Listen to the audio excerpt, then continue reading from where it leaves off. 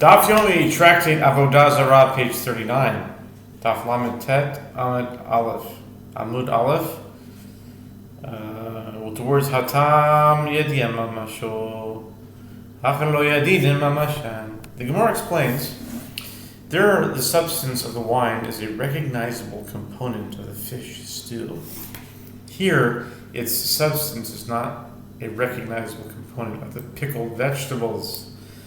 Betaris terufa v'tziyot shem b'daga v'chulei. Ma echilek? Amar Rabbi Nachman bar Abba Amar Rav zo sultanit. Umipnei ma asura mipnei she'arvona olaima. The Mishnah teaches a minced tarit fish and brine that does not have a kilbit fish floating in it, and hilak are all prohibited. The Gemara asks, what is hilak? Rav Nachman bar Abba says, this is sultanit, a type of small fish that is generally caught before its scales have developed. And for what reason is it prohibited? It is because its size causes it to be intermingled with other fish, and as a result, sultanit rises out of the water with non-kosher fish when it is caught. Tanu Rabbanan, the sages taught, Ein lo achshav yatir ligadel lechazman, kegon hasultanis, ve'hayafayatz ve'avayan, הרי זה מותר. יש לו עכשיו עתיד להשאיר בשעה שעולה מן הים, כגון האקונס והפונס, כתספתיאס ואחפתיאס ואתונס מותר. The sages taught if a fish does not currently possess scales but will grow them after a period of time, such as the sultanite and afiat's fish, it is permitted likewise if it has scales now, but will shed them when it is caught and rises from the sea, such as akunas and afuna, keta spatias and achasaftias and otanas fish, it is permitted. Ach litzroyavahu bekesari ki redogim beubaron nikachem nikolodom cheskosson elumboim ela miplusa ve'espamia ki hod yom rabaya hai tzachanta dibavna harasharia. Rabbi Abahu announced in Caesarea, fish entrails and their eggs may be purchased from any person, as the presumption with regard to them is that they come only from Pelusium and Spain, Aspamia, it sounds like España, Spain, and non-kosher fish are not found in those areas. This is similar to that which Abaye says, these small fish, tzachanta, of the Bav River, are permitted as non-kosher fish are not found in that river. My time ilevishum diridi femaya v'haydakta mekevon lechuta shidra beduchta dirdivi ma'ela matzikai yakozilanikai. The Gemara asks, what is the reason that Abaye unequivocally permitted eating these fish and was not concerned about the potential presence of non-kosher fish among them? If we say that it is due to the fact that the water flows rapidly and these non-kosher fish, since they do not have a spinal cord, are not able to exist in a place where the water flows rapidly, as the current carries the non-kosher fish out of the Bav River, and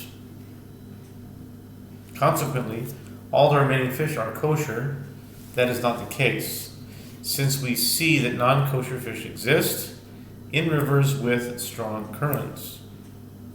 Ela mishum nimulichi maya v'haydak tameh kevan delet lekli kilfe beduchta demulichi maya lo matzikai. ורק חזינן דקאי, אלא משום דלה מרבה תינא דג תמי.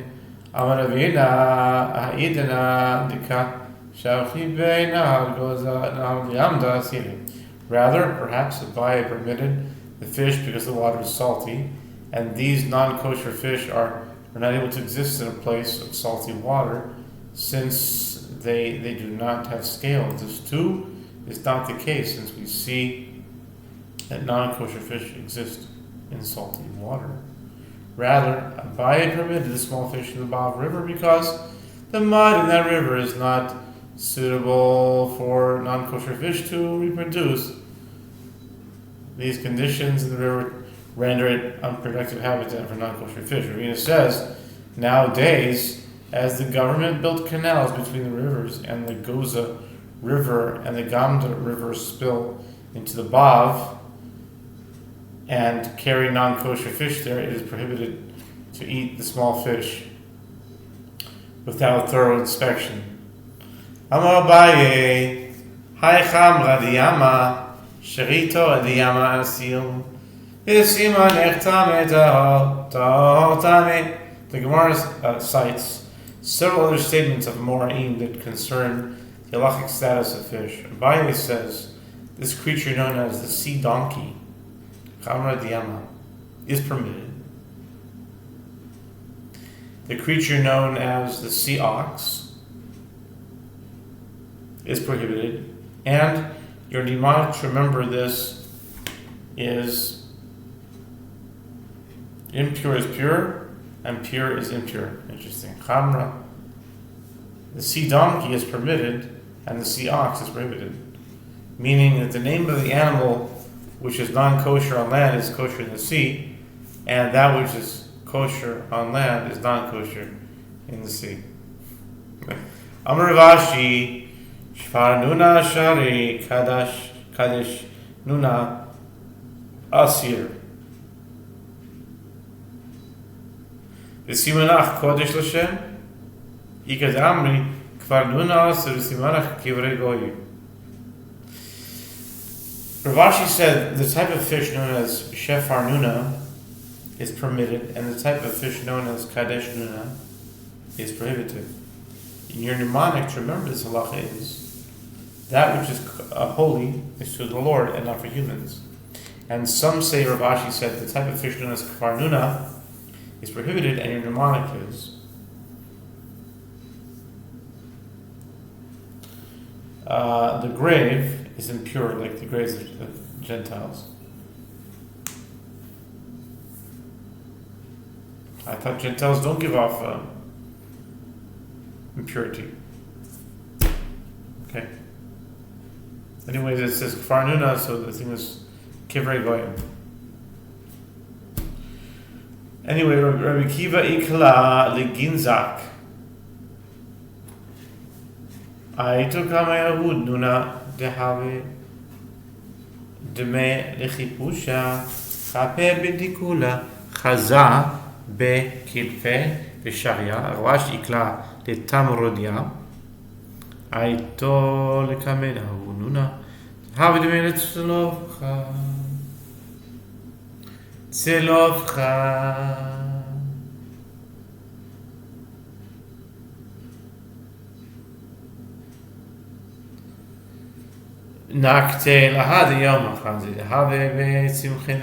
Gemara relates several incidents involving sages and their rulings with regard to fish.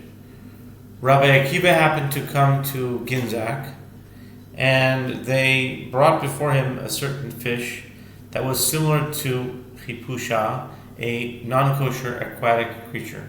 When he enclosed it in a basket, he saw that it had scales which shed as it struggled to escape from the basket,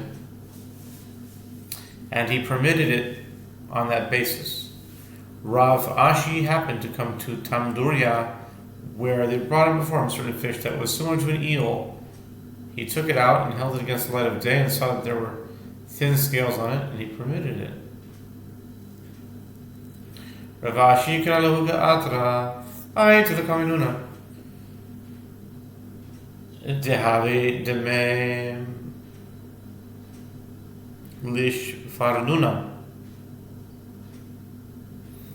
Chapie b'mishkele chivare chaza bekirfe v'sharye Rabba bar chana ikla liakradek makribu letzachanta Shameau gavra havikarele bate.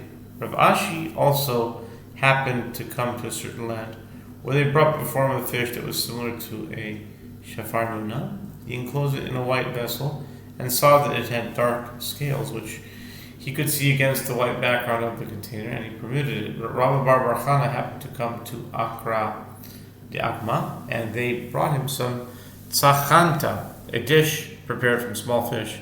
He heard a certain man calling it bate, the name of a non-kosher sea creature. Amar midika karila bate, shmamina davar tame izbe, lo achar mine, letzafra ayan be, ashkach be davar tame, kare anashe lo iune latzadik kolaven.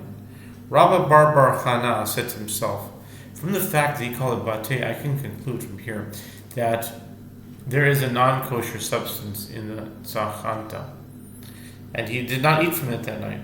In the morning he examined the dish and in fact found a non-kosher substance in it. He read the following verse about himself: no sin shall befall the righteous. Proverbs 12:21.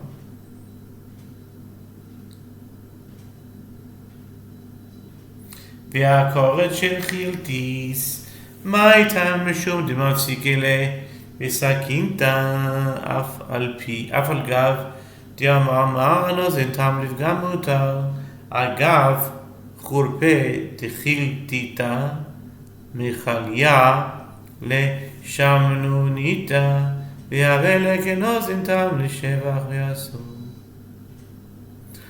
The Mishnah teaches, and a sliver of hiltis may not be consumed, although one may derive benefit from it. The Gemara asks, what is the reason that it is prohibited? It is because they sliced it with a knife on which there is presumably non-kosher residue, and even though the master said that a prohibited substance that imparts flavor to the detriment of the mixture is permitted, that principle does not apply in this case because as a result of the sharpness of the chiltit, the act of slicing it with a knife sweetens, meaning enhances the taste of the non-kosher residue, and therefore it is like a prohibited substance that imparts flavor to the enhancement of the mixture, and it is prohibited. Avdei de Rabbi Levi, Ave kameza bechiltita, ki nach nafshe de Rabbi Levi. No, ki nach nafshe de Rabbi. No, de Rabbi Levi. I told him to come with Rabbi Yochanan, Amaru Leim. Mahu lemizban minei, amar lehu avdo shel chaver harehu kechaver. The Gemara relates that the Gentile slave of Rabbi Levi would sell chiltit, and it was permitted to purchase it from him as he was a slave of a sage. When Rabbi Levi had passed away, they came before Rabbi Yochanan and said to him, now that Rabbi Levi has passed, what is the halacha with regard to whether or not it is permitted to purchase chiltit from his Gentile slave? Rabbi Yochanan said to them, the slave of a chaver, one devoted to the meticulous observance of mitzvot, especially halachot of ritual purity, truma, and tithe, is a chaver himself, and therefore it is permitted to buy chiltit from him. Rav Huna bar ben Yomi, zaven techelta mi'anashe debete Rav Amram chasida, ata lekamed Rav Yosef, lo hava b'tideh. The Gemara relates another incident that involves the status of a chaver. In his household, Rav Huna bar ben Yomi purchased sky blue dye to chelta from the people of the household. The wife of Rabbi Amram the pious. One may purchase sky blue dye for ritual fringes only from a reliable individual, as it is easy to counterfeit it. Rav Huna then came before Yosef to ask if he could rely on her assurance that it was usable for the mitzvah. The answer was not available to Rav Yosef. Amalei Yosef Aniya Miralei B'didi Avo Didi V'tichal T'meyan Sheb'Yisir D'Rabbana Achu D'Rabchia Barabba Ya'ateh L'kamed Rabbatna Lo Hava B'yidei Ateh L'kamed Rehuda Mehagronia Amali Nafalt Liad Hachiyam Shmuel Eshet Chaver Harei Kechaver. Later, Hanan the tailor happened to meet Rav Huna. He said to him, "From where could poor Rav Yosef have known the answer to this question?" Hanan continued, "There was an incident in which I was involved, as I purchased a sky blue wool from the people of the household, being the wife of Rav Na'ah, the brother of Rav Chia Barabba, and I came before Rav Matna to ask him the same question. And the answer was not available to him either. I then came before Yehuda of Hagronia, who said to me, 'You have fallen into my hand. I'm the only one who can answer your question.' This is what Shmuel says. The wife of a chaver is herself considered like a chaver, and you may therefore rely on her statement. Tanin lahat detanu rabbanan eshet chaveru arei chaver.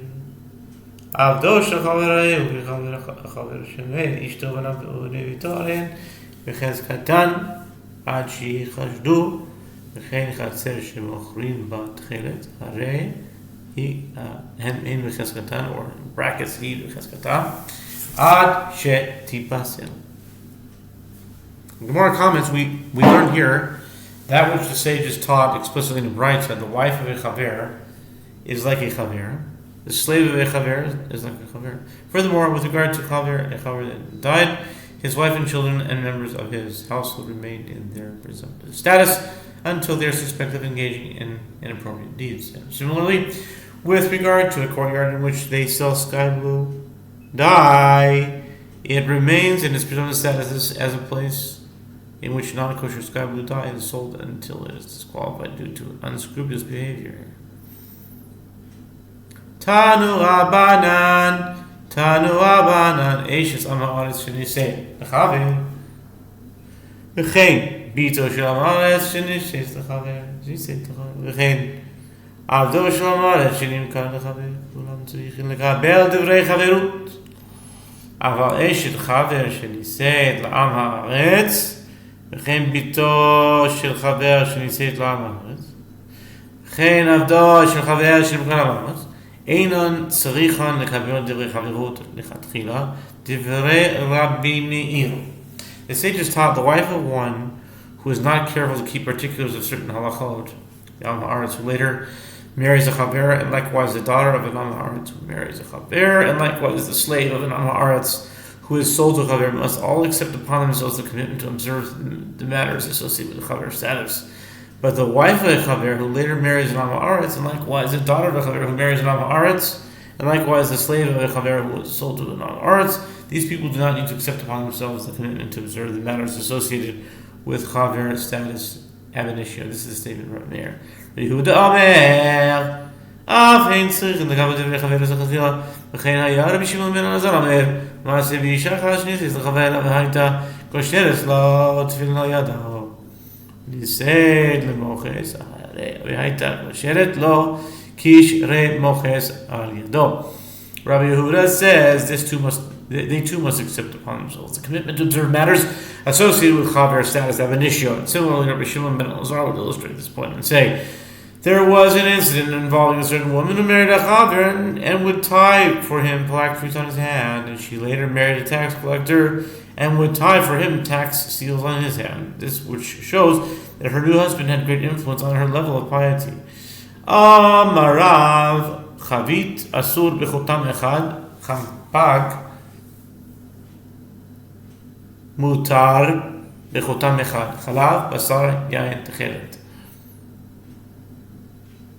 Not chavit, chalav basar yain techelet. Okay. What's champag?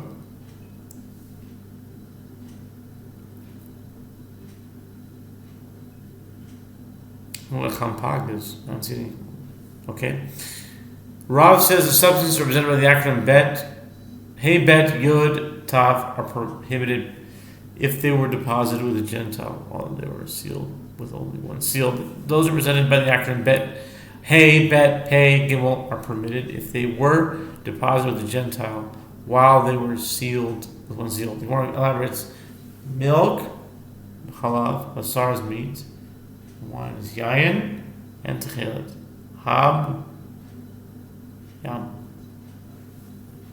Okay. Okay, now we turn to 39b. It's a brief break. Interlude. We continue now on the top of 39b. Lamed Tes Lamed Beis. Asurin bechoisam echod chiltis murios pas gevino mutarin bechoisam echod are prohibited when they are found with only one seal. Chiltit fish to morais, bread, pas, and cheese gevina are all permitted when they are found with one seal. Pas למען ניחוש לה אי משום אי חלופה כרי רבך מימו מידע ידיע דחייתר די בדיש אורי נמי מידע ידיע אי כי הדעדי כיוון זיגחותם אחד לא טרח ומזייב. The Gemara explains why only one seal is necessary for bread. With regard to what we need. In regard to what need we be concerned in the case of bread, that one might have thought it requires two seals, if it is due to the concern for the Gentile exchanging of fresh bread of the Jew with his own bread that is less fresh. The difference between cold bread and warm bread is known, and the Jew will realize that there has been an exchange. Likewise, if there is a concern that a Gentile might exchange the more valuable wheat bread of the Jew with his own less valuable barley bread, the Jew will also know about it in this case, and if it is due to the concern the Gentile might exchange similar kinds of bread with each other, it can be assumed that since there is one seal, the Gentile will not trouble himself and forge another seal just to exchange bread of equal value. V'rav ma'ishna gavina dilotaf umizayaf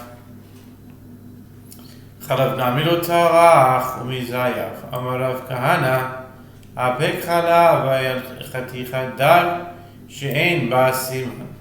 Rav, the Gemara asks, and according to the opinion of Rav, what is different about cheese that it requires only one seal, whereas milk requires two?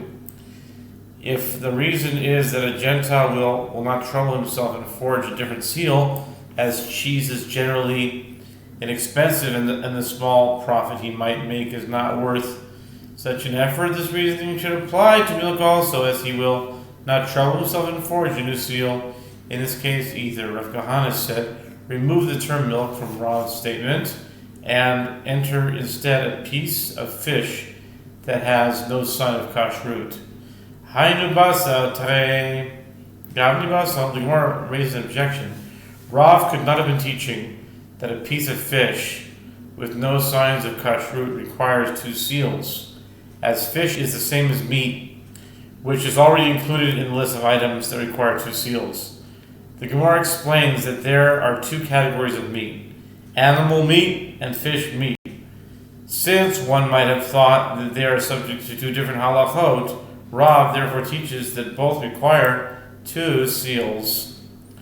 Ushmul Omer Beit Asur B'chotam Echad Mechad Mutar B'chotam Echad Basar Yayin Techelet, that's Beit Asur B'chotam Echad Murayas, Chiltis Gavina, that's Bachag, Mutarin, Bechotam Echad, Shmuel, Chatichat Dag, Sheim Basiman, Haidu Basar, Trey Gavni Basar, Lo Amrina. The Gemara assigns a different set of lists that listed then that presented by Rav. And Shmuel says the substances represented by the acronym Bet, Yud, and Tav are prohibited when sealed with one seal, and those represented by the acronym Mem, Hey, Gimel, Mem, Ches, and Gimel are permitted when sealed with one seal. The Gemara explains: meat, wine, and sky blue dye. Basar, Yain, Ches, that's Beit, Weiss, are prohibited when sealed with a single seal. Fish stew, Marias, Chiltis, and cheese, Gavina, are permitted when sealed with a single seal. The Gemara comments, according to Shmuel, a piece of fish that is no son of kosher is the same as meat. We do not say that there is a difference between two categories of meat. Consequently, he does not include in his list a piece of fish that has no sign of kashrut. Tanuramanan in Lagin Yamach Machag Yamach. One may not purchase foods represented by Yamach and then Machag in Syria, not even from Jews. Ein lochin Yamach Machag Suya lo yaim lo mokas lo chalav lo melach sal kondris velo chitis velo gvina ela min hamomchem v'chulanim nit'arach etzel baal ha'bayis mutar.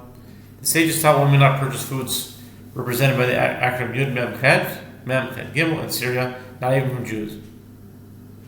The Gemara elaborates: one may not purchase wine, nor fish stew, nor milk, nor salt, kandarit, salt, nor chiltis, nor cheese, except one purchased from an expert with the reputation for knowing and upholding halachot of kashrut.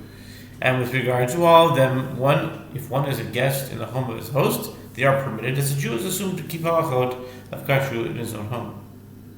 Okay? Misayel Rabbi Yehoshua Levi, Diam Rabbi Yehoshua Levi, Shiger lo bal bayit lebeito, mutar my time, bal bayit lo shavek hetera ve'achal isura, v'chi mishager le mimai de'achil mishader le. The Gemara adds, this supports the statement of Rabbi Yehoshua Levi. As Rabbi Yehoshua Levi says, if a homeowner sends someone a package of food to his house, the food is permitted. What is the reason? It is because a homeowner does not leave aside permitted foods. Any prohibited foods, when he sends food to another, he sends it from that which he eats himself, even though one may not be allowed to purchase food from that individual. Umelach sakalna sal kondrit. My melach sal kondrit. Amar Yehuda Shmuel melach shekol sal kondre romi ochlin ota. Tanu Rabban melach sal kondrit. Shechora asura livana muteres.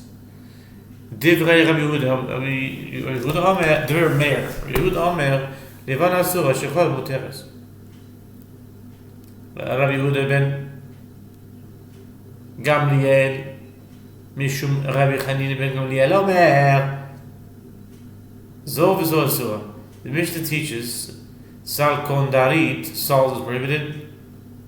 The Gemara asks, what is sal kondarit? Salt, Rabbi Yehuda says that Shmuel says it is the salt that all Roman bakers use, they eat it. The sages taught with regard to sal kondarit, salt, black salt is prohibited, whereas white salt is permitted. How could that be non-kosher? I don't know, how could salt be not kosher? Whereas white salt is permitted. This is the statement of Rabbi Meir.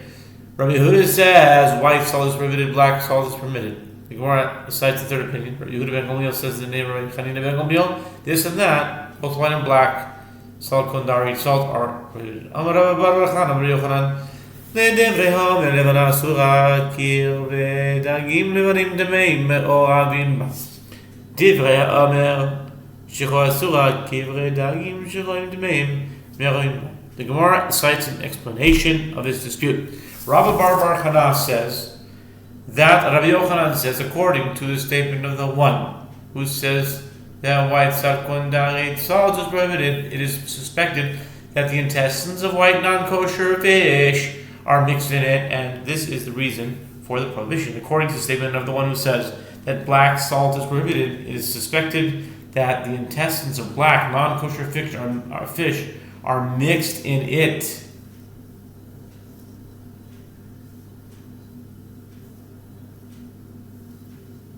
Okay. Of black non-kosher fish are mixed in it. Wow. Okay, weiter. לדברי אומר זו וזו אסורה, זה וזה מערבים בה. אמר רבי בר משום רבי בן גמליאל, זקן אחד שהיה בשכונתנו שהיה מחזיק בניה בשום חזיר. According to the statement of the one who said this and that are prohibited, he's concerned that this and that, meaning the intestines of both white and black fish, are mixed in white and black salt, respectively.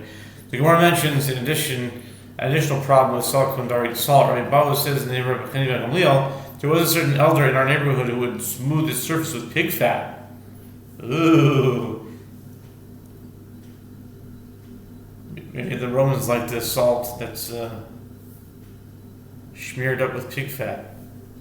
Hare Elu asurim lemautem ma'el chizkiah lemautem yedu Rabbi Yochanan lemautem moraz gaminas beis yaki ustama ken chalimel. The Mishnah further teaches that the list of items mentioned are all prohibited. The Gemara asks, since the Mishnah began by stating that the items it lists are prohibited for consumption, what does this apparently redundant conclusion serve to exclude? The Gemara answers, according to the opinion of Chizkiah, cited on 38b, it serves to exclude cases where it is known that wine of Gentiles was added to the foods, as one may not even derive benefit from such foods. According to the opinion of Rabbi Yochanan, it serves to exclude fish stew and cheese of beit unyaki, and as it is prohibited to derive benefit from these, and accordingly the unattributed statement in this Mishnah is in accordance with the opinion of Rabbi Meir, cited in the previous Mishnah 29b. Now there's a new Mishnah.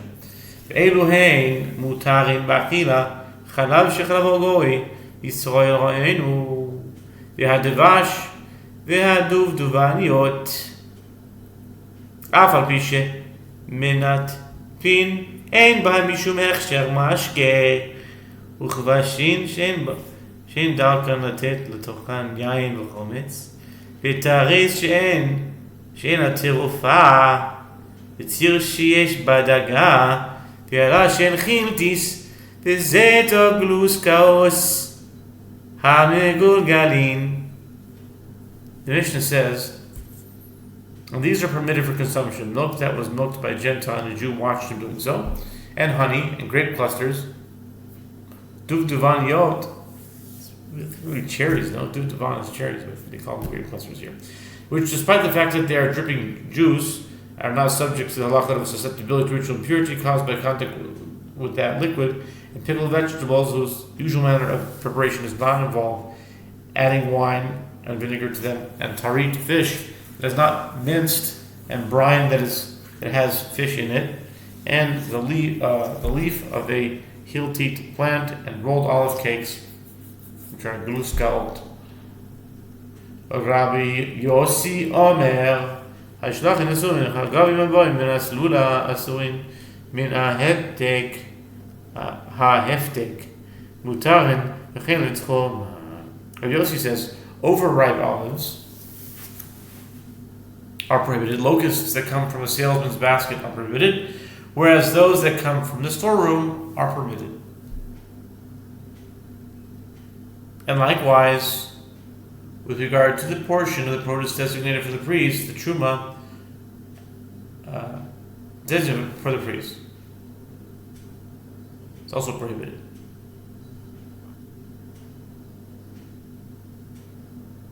Okay. The Gemara says, Tanina, Lehatitana Rabban Yoshev Yisrael, B'tzad Yedoi Shel Goy V'Goy Choylev. Maybe Loi V'Ena Choy Sh'Tei Gedami. Idla Gedam Davar Tamei V'Yedra Pshita. V'Yedei Gedam Tamei V'Yedoi Mai.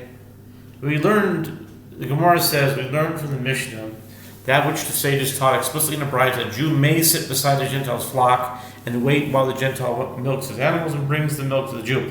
And he need not be concerned even if he cannot see the milking process from his seated position. The Gemara asks, what are the circumstances of this case? If it is known that there is no non-kosher animal in the Gentile's flock, isn't it obvious the milk is permitted? Why would the Brayta teach an obvious halacha? And if there is a non-kosher animal in his flock, then why is the milk permitted, considering the fact that the Jew could not see the Gentile from where he sat? The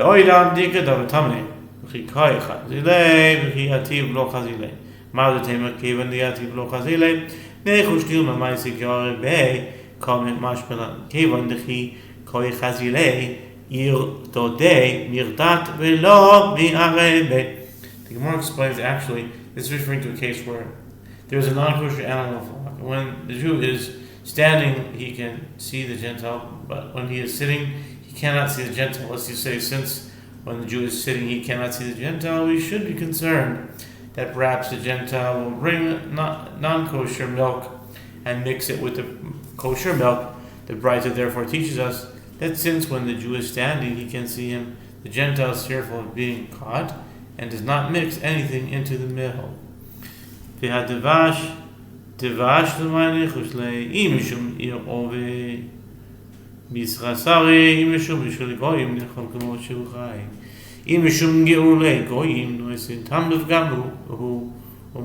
Mishnah teaches, and honey of Gentiles is permitted. The Gemara explains for what need we be concerned with regard to honey. If it is due to the concern that a Gentile might mix wine with it, honey spoils when it is mixed with wine, and therefore the Gentile would not do so. If it is due to the cooking of Gentiles, this too does not apply because it is eaten as it is, meaning raw. If it is due to the concern that the honey might have absorbed prohibited taste from vessels of Gentiles that require purging, this does not apply either, as it is a prohibited substance that imparts flavor to the detriment of the mixture, and such a case is permitted. Since none of these concerns are relevant, the honey is permitted. V'aduvduvanios, avapishe, mitantvos, shemanattvos, ein bahem mishun hech shamashke, ureminu habotzer lagat, shamay omer, uchshar, hilel omer, lo uchshar, v'odi lehimel l'shamay. The Mishnah further teaches that grape clusters, which, despite the fact that they are dripping juice, are not subject to the halacha of susceptibility to ritual impurity caused by contact with that liquid.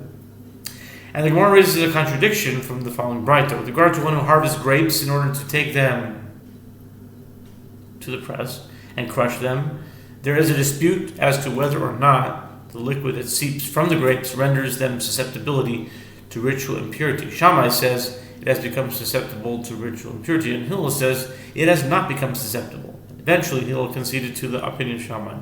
This shows that the juice that seeps out of grapes does render them susceptible to ritual impurity, which apparently contradicts the ruling of the Mishnah.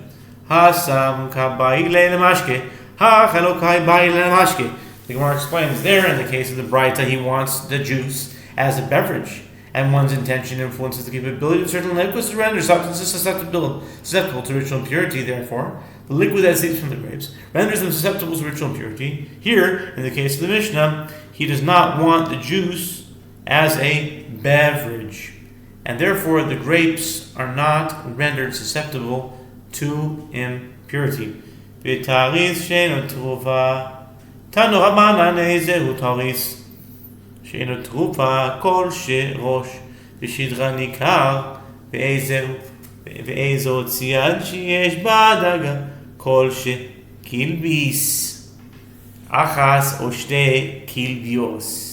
The Mishnah further teaches, and tarit fish that is not minced, and brine that has fish in it are permitted. The sages taught what is considered tarit that has not been minced, any fish whose head and spine are recognizable, and what is considered brine that has fish in it, any brine that has 1 kilbit or 2 kilbiot, to be continued,